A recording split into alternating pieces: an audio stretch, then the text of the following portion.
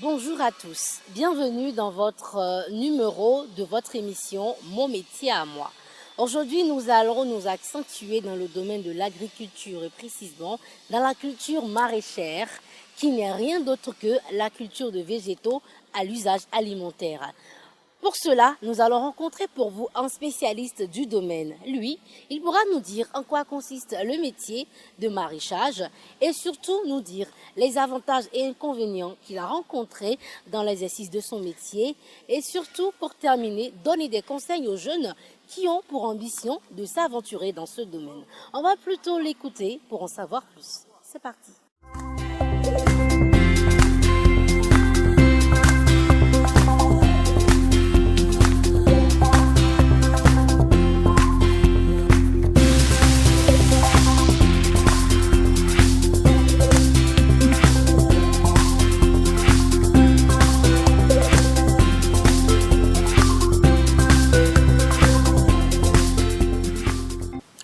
Bonjour monsieur, merci de vous présenter à nos chers amis téléspectateurs s'il vous plaît.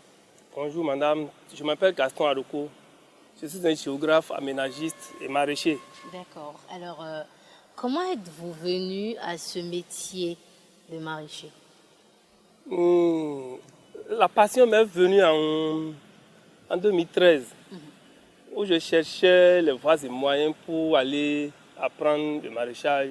Quand un ami m'a dit que l'université a lancé le service de volontariat qui peut constituer pour moi un canal par lequel je peux aller là-bas et apprendre. J'ai postulé et ils m'ont pris.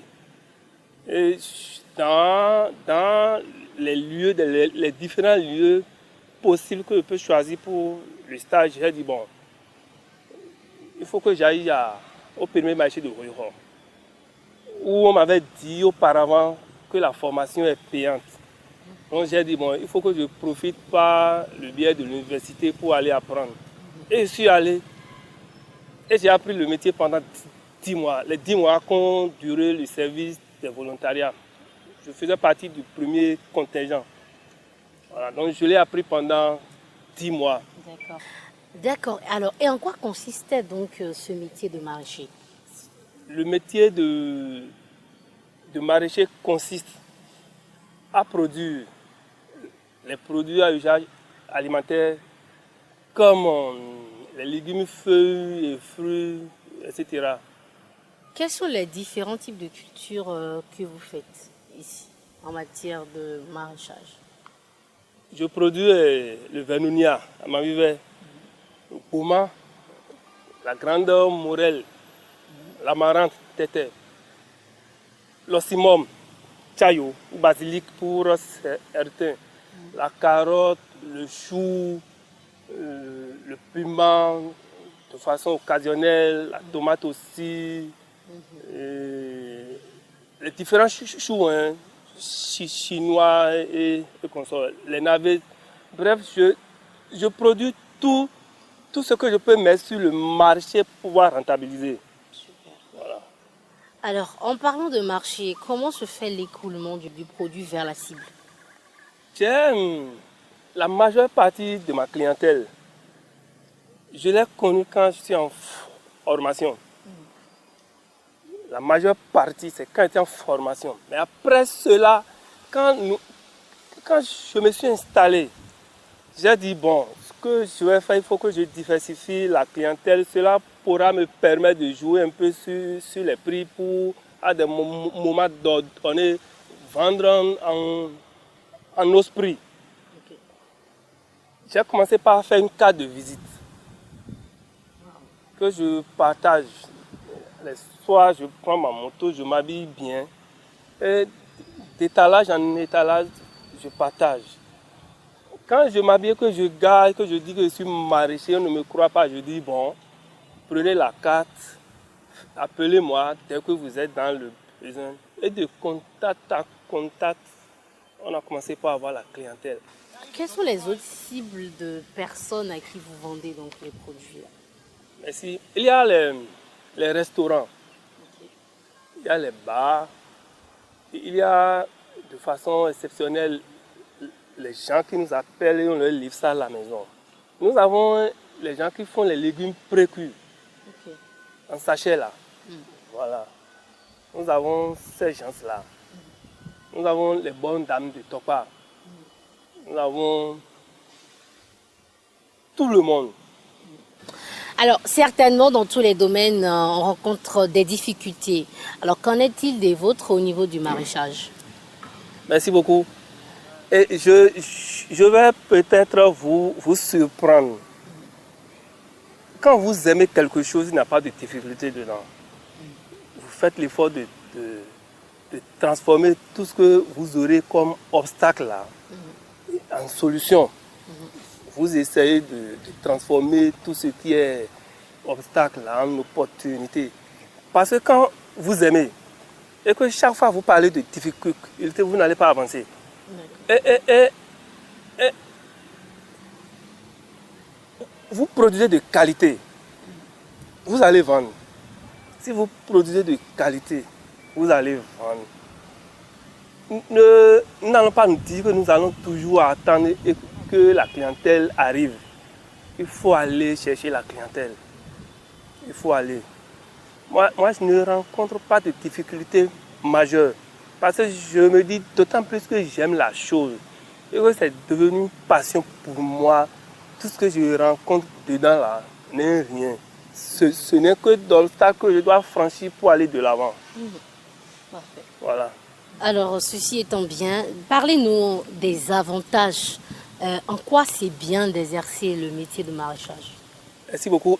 Il n'y a pas ce jour, ou bien je prends une semaine, ou dans une maison, dans la conurbation Cotonou, Calavi, dans une maison où on fait une semaine, disons 2, sans consommer de légumes. C'est rare. Pour dire que la chose est tellement prisée. C'est tellement prisé. La demande est là. Il suffit de leur donner l'offre, même en qualité. En qualité, bien sûr. Voilà. On consomme les légumes tous les jours. Tous les jours. Okay. Les produits du maraîchage sont consommés pratiquement tous les jours. Donc nous aussi, on a l'obligation de produire tous les jours. Voilà. Alors, est-ce que le métier nourrit son homme? Si oui, donnez-nous approximativement par semaine votre recette, si possible. Merci beaucoup. Si le métier nourrit son homme, les gens, moi je suis du genre à ne pas me contenter du peu. À ne pas me contenter du peu. J'ai commencé par un petit espace et l'idée c'est d'évoluer et passer à plusieurs hectares. C'est un projet qu'on va concrétiser dans un futur vraiment proche. Pour l'instant, si ça nourrit son homme, oui. Vous allez mettre une planche de vernonia à Mavivé là. Vous repiquez et vous êtes en train de couper la même planche chaque 35-40 jours pendant au moins 10 ans. Pendant au moins 10 ans. Voilà. Donc, je suppose si vous disposez de 100 planches,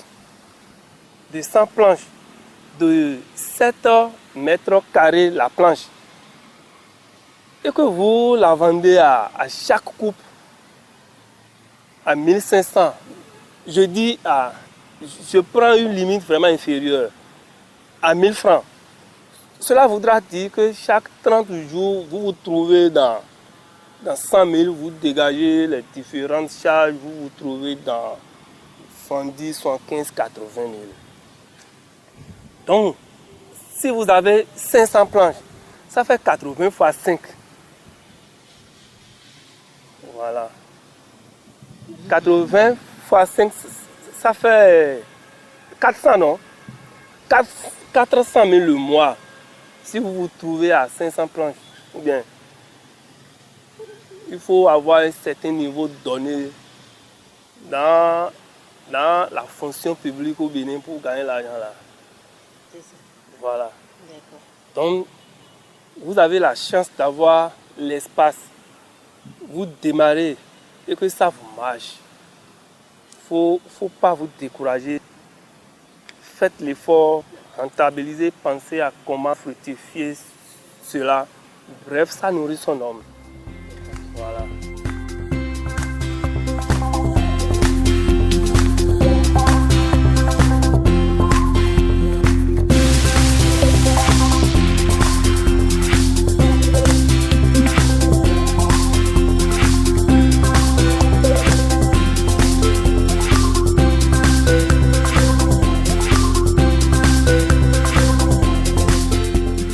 Mon collègue veut faire une planche.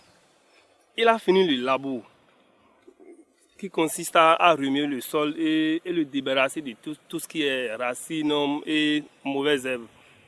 Maintenant, il est en train de faire le dressage ou l'étalement. C'est de mettre le sol plat.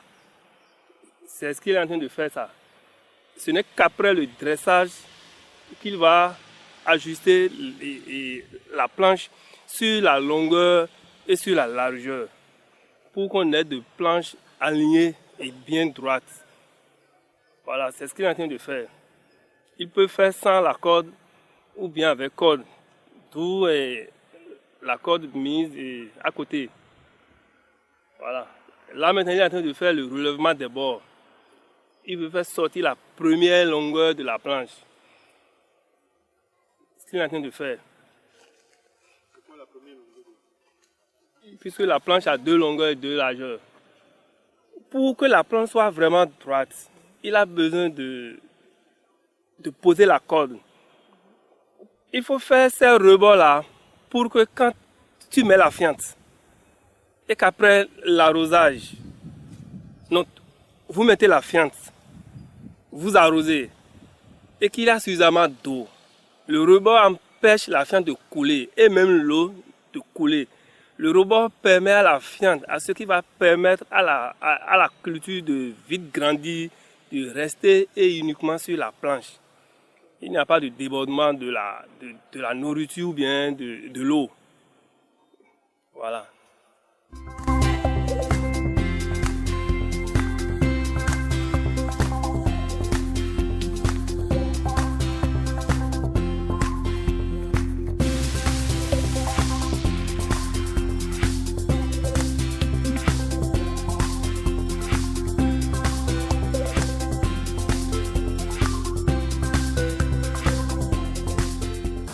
Je prends le plan, je dépose ça là où nous, on a déjà en quelque sorte la mesure dans la tête, donc on n'est pas obligé de prendre les étapes. C'est presque les mêmes distances qu'on fait. C'est combien la mesure bon, c'est à peu près 20 cm. Vous voyez, donc je dépose là, je veux répliquer. Je dépose le plan, la racine du plan là où je veux répliquer. J'appuie ça avec mon index bien pour que ça puisse rester comme ça. Donc quand je vais commencer par arroser, les racines vont commencer par soutenir le sol et pour que d'ici 2 ou bien 3 ou 4 jours, ça commence par pousser de nouvelles feuilles. Donc c'est comme ça que je vais faire jusqu'à je vais planter, je vais répliquer toute la planche là. Chaque 20 cm. Oui. D'accord. Bon, ça ne peut pas être 20 cm exact, mais bon, approximativement c'est 20 cm. Et dans combien de temps on peut ça là, bon, d'ici 3 semaines ou bien un mois ou plus, on pourra déjà vendre ça. Parce que bon, d'ici une semaine, on pourra mettre la fiente. La fiente, c'est la matière organique qu'on apporte pour enrichir la terre si éventuellement elle n'est pas très riche. C'est ça. Donc on met la fiente une semaine après. Et puis bon, on commence par arroser, on prend de l'arrosage chaque jour. On peut arroser 2 fois par jour. Bon, peut-être une fois, 2 fois. Bon. C'est quand ça va commencer à être bien mature, bon, un arrosage suffit par jour. Donc comme ça là maintenant, je dois arroser. Après répliquage, je dois encore arroser. Et le lendemain, je dois arroser très tôt. Quand le soleil va apparaître, peut-être vers midi, comme ça, je dois encore arroser. Si je ne l'arrose pas à midi, le soleil va brûler les feuilles. Vous voyez? Et peut-être la racine aussi. Donc les plants vont mourir. Donc pour les 2 premiers jours, bien 3 premiers jours, là, il faut être très attentif à l'arrosage. Donc c'est ça. Les plants là, ce que je suis en train de répliquer, la pépinière, c'est environ 3 semaines que ça fait sur le truc là-bas, je suis allé chercher. On appelle ça en français célosie, mais en fond on appelle ça soman wewe. Il y a d'autres qui l'appellent chopoto, il me semble que c'est les gens Porto Novo ou bien, je ne sais pas comment, parce qu'il y a des gens qui viennent ici, je leur dis c'est sûrement, ils disent non, non, non, ça là c'est Chocoto, des trucs, donc, et bon, on se taquine un peu sur les noms ici, donc c'est ça. Je mesure les 20 cm d'abord. Ouais, bon, si tu veux. Pourquoi moi, Bon, je toi, suis pas non, ça, expert? ouais, non, ça, il fait pas 20 cm, ok, d'accord, c'est bien. Voilà. Ouais, non, c'est bon. J'ai dit, tu déposes ça comme Je ça. dépose ça. Non, avec, tu comprends? Et là, tu appuies maintenant, légèrement. J'appuie. Juste pour que la racine puisse disparaître. Parce que si tu enfonces trop et que la partie tige rentre dedans, quand il aura soleil, le soleil va brûler cette partie-là et la plante va mourir. Donc, tu appuies juste légèrement pour que juste la racine puisse disparaître. Et puis, tu soutiens avec ton pouce et le truc là. C'est ça. Donc c'est comme ça on fait jusqu'à... Je vais encore essayer. Donc c'est ça. Donc je dépose. Tu déposes. Et on est encore à 20 cm. Ici. C'est ça. Légèrement et puis c'est ça. C'est comme ça. Je plante là. Ben, à ce rythme, toi tu ne pourras pas finir seul. Maintenant, c'est quand on va commencer par arroser. C'est pourquoi j'ai dit les 2 premiers jours, l'arrosage est très nécessaire. Parce que si tu n'arroses pas régulièrement, au moins 2 fois, surtout à midi, parce qu'il y a des gens qui disent qu'à midi on ne peut pas arroser.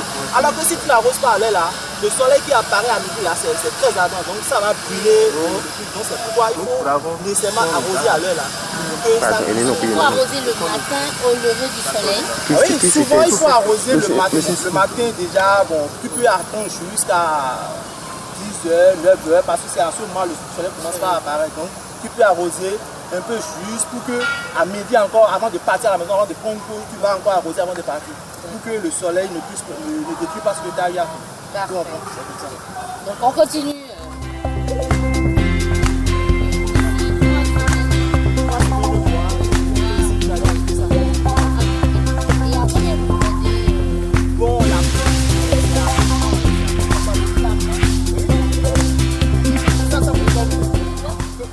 Eh bien voilà, ce sera tout pour le métier d'aujourd'hui. J'espère que vous avez suivi donc en quoi consiste le métier de maraîcher. Et moi, j'ai quand même fait quelques exercices et désormais, je vais également embrasser ce métier de maraîcher. Et désormais, vous venez acheter des plantes, des légumes, amandivet, fontété, saumon chez moi. Eh bien, pourquoi pas l'entrepreneuriat, chers jeunes? Merci de nous avoir suivis. On se donne rendez-vous la semaine prochaine pour un autre numéro de votre émission. C'est mon métier à moi. À très bientôt.